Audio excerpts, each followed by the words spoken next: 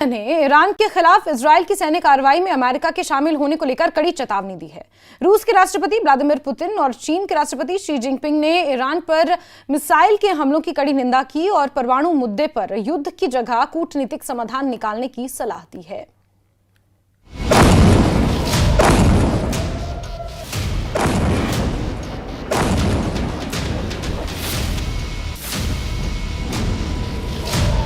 Iran पर हमलों से परेशान रूस चीन। इजरायल के खिलाफ पुतिन और जिनपिंग हुए एकजुट। खामेनेई के दोस्त फेल करेंगे ट्रंप का प्लान।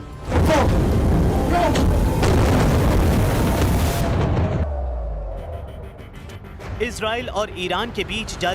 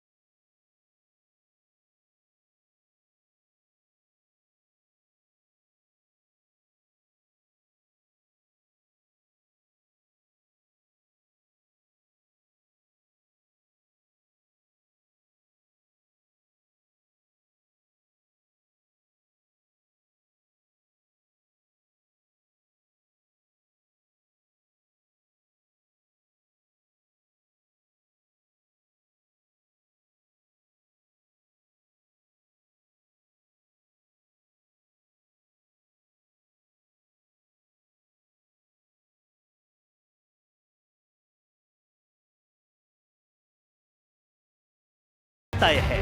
रूस की अमेरिका को कड़ी चेतावनी। ईरान में न्यूक्लियर हमला मतलब तबाही। रूस ईरान का पुराना सहयोगी है।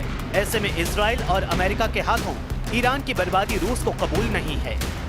रूस के राष्ट्रपति व्लादिमीर पुतिन ने साफ कर दिया है कि किसी भी हालात में ईरान को अकेला नहीं छोड़ेगा। रूस ने ईरान में शासन परिवर्तन की चर्चा को भी पूरी तरह खारिज किया है। रूस ने अमेरिका को सीधे तौर पर चेतावनी दी है कि अगर वॉशिंगटन ने ईरान में टैक्टिकल न्यूक्लियर हथियारों का इस्तेमाल किया तो उसका अंजाम विनाशकारी होगा।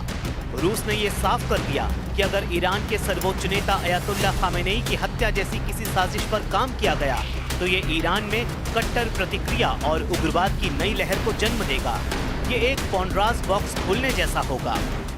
Ну, если мы вспомним с вами встречу, которую накануне провел президент Путин с руководителями международных информационных агентств, когда ему задали вопрос по этой теме, он сказал: «Я даже не хочу об этом говорить».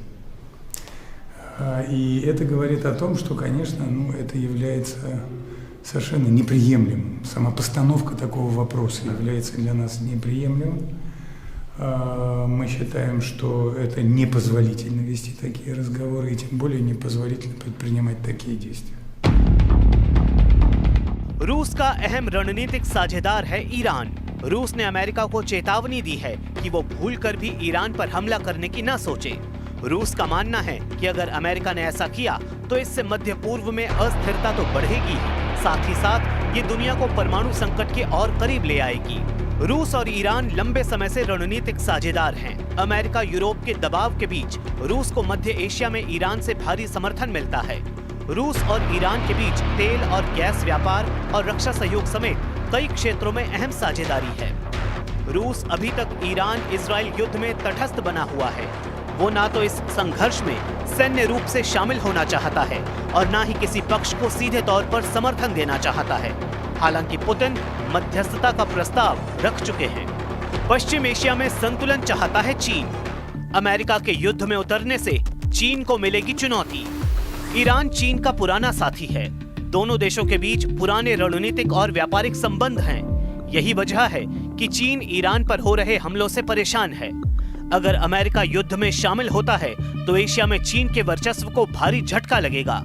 अगर अमेरिका ईरान पर हमला करता है तो इससे न सिर्फ मध्य एशिया का संतुलन बिगड़ेगा, बल्कि ये भी साफ हो जाएगा कि चीन की ताकत की एक सीमा है।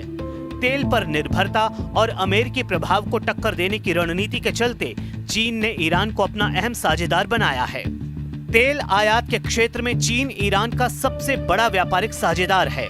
2021 में दोनों देशों ने 25 साल की व्यापक रणनीतिक साझेदारी पर हस्ताक्षर किए, जिसमें ऊर्जा, बुनियादी ढांचे और रक्षा सहयोग शामिल है।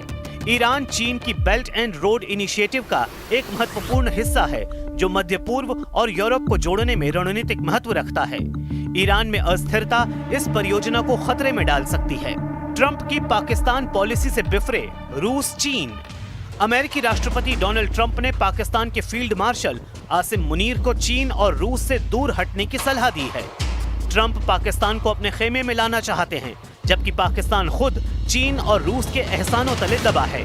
खास तौर पर चीन ने पिछले एक दशक में पाकिस्तान को हर तरह से सपोर्ट किया है।